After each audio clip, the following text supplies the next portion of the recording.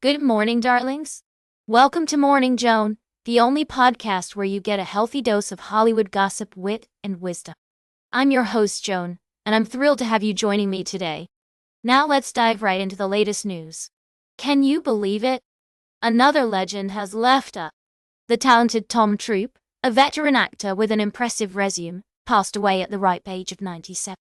Yes, folks, this man had a career spanning over 7 decades. And what a career it was.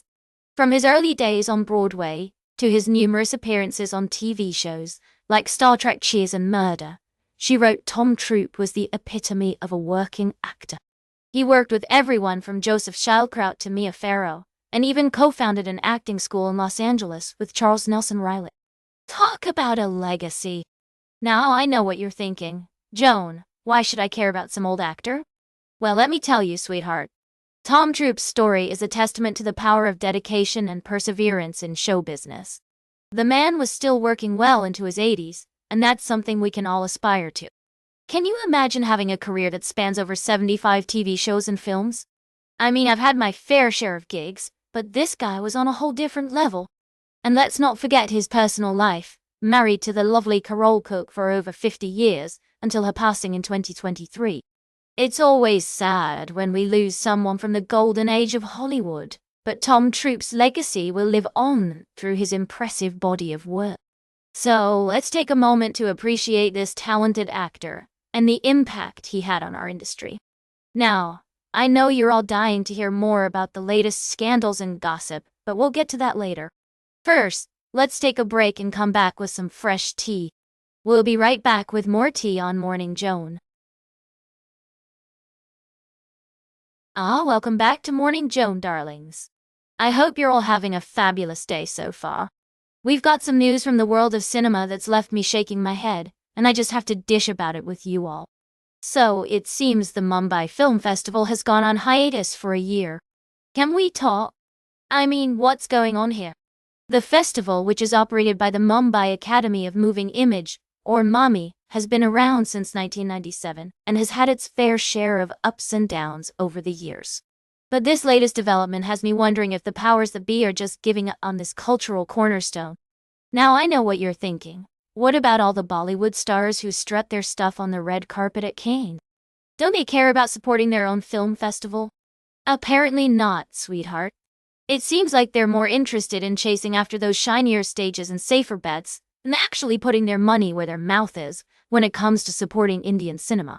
And don't even get me started on the government's role in all of this. I mean, come on. They use cinema for their own purposes and then they just abandon it. It's like they're saying, oh, you know what?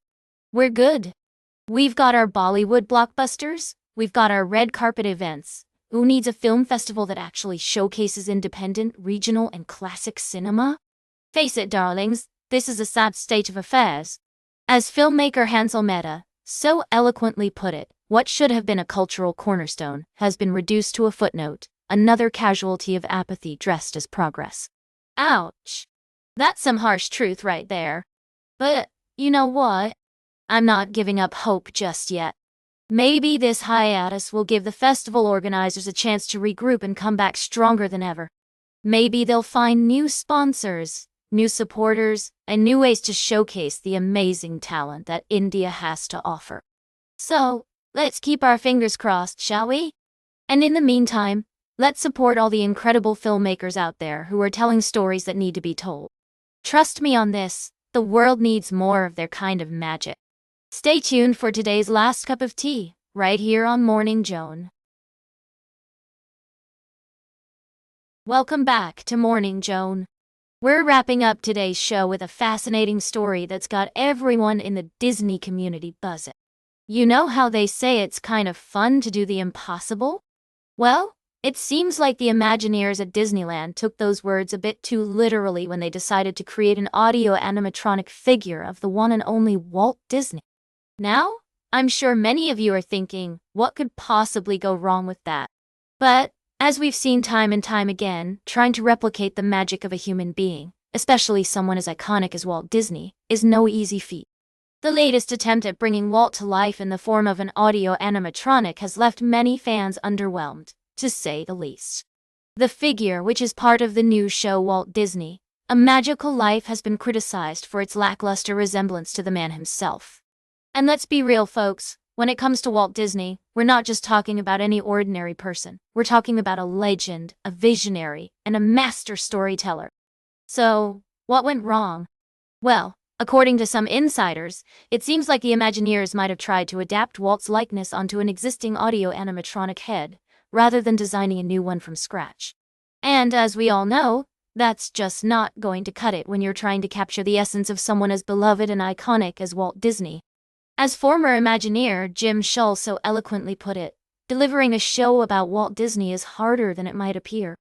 Everyone has their memory of Walt, and people soon started picking at the show presented. And that's exactly what's happening here. People are picking apart this audio-animatronic figure, and let's just say it's not holding up to scrutiny. Now, I'm not saying it's impossible to create an authentic audio-animatronic of Walt Disney. But as the late Blaine Gibson, a sculptor for Wet Enterprises, once said, "You can't get Walt's smile. You can't program that smile that I've got on Walt's statue and have him be able to go into that." And that, folks, is the crux of the problem. Perhaps the Imagineers should have taken a cue from the beautiful new ornamental etched window on Main Street, which honors Walt and Lillian's 100th wedding anniversary. Sometimes, simplicity and tradition can be just as effective, if not more so, than trying to push the boundaries of technology. And that's all for today's Morning Joan. Remember to like, share, and subscribe. And until next time, stay fabulous.